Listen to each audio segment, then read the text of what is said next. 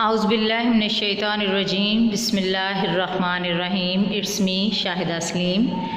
This is टिन्यूट Islamia school और college Faisalabad and now it's time to your मुतालिया Quran class. तो बेटा, जैसा कि प्रीवियस लेक्चर में हम लोगों ने सूरत तकवीर की मश्क का क्वेश्चन नंबर 1 और इल्मोमल की बातें किया था, तो आज मैं आप लोगों के साथ सवाल नंबर 2 और सवाल नंबर 3 जो है वो डिस्कस करूंगी। सवाल नंबर 2 जो है वो क्या है, नीचे दिए गए आयत नंबर को मुतल्लिका अल्फाज से लकीर खींचकर मिलाएं। और सवाल नंबर 3 में दर्ज झेल सवालात के मुख्तसर जवाबात दीजिए।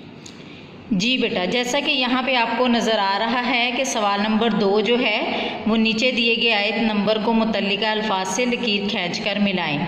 आयत नंबर 2, आयत नंबर 5, आयत नंबर 11, आयत नंबर 25, आयत नंबर 27।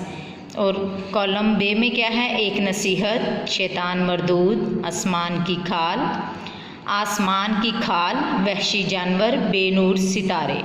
तो हम इसको मुकम्मल करेंगे। उससे पहले हम दूसरा क्वेश्चन यानी सवाल नंबर 3 जो है वो डिस्कस कर लें कि इसमें क्या चीज़ें जो हैं वो कही गई हैं। दर्ज झेल सवालात के मुख्तसर जवाबात दीजिए। तो इसमें हमारे पास 5 सवाल हैं जिनके हम लोगों ने मुख्तसर जवाबात लिखने हैं।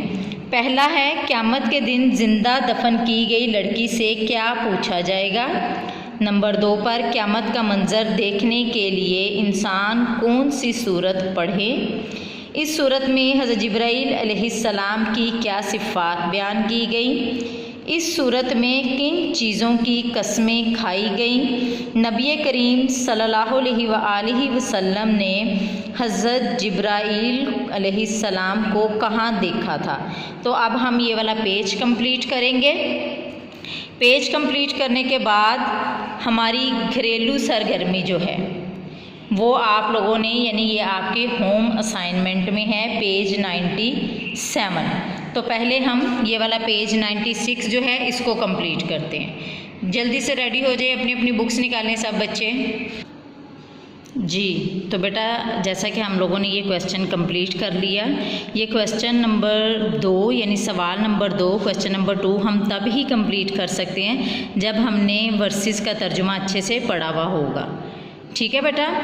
तो ये सवालात भी इसी तरह जो सवाल मैंने आपको पढ़ के बताए थे उनके जवाबात, कि अगर हमने तर्जुमा और पढ़ाई अच्छे तरीके से की है तो फिर इन सवालात के जवाबात लिखना मुश्किल नहीं है।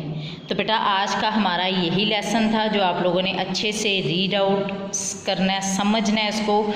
तर्जुमा को डेली बेसिस पे आप लोग रिवाइज़ किया करें ताकि जो आपकी मिस्टेक्स हैं वो साथ साथ ही ख़त्म होती जाएँ।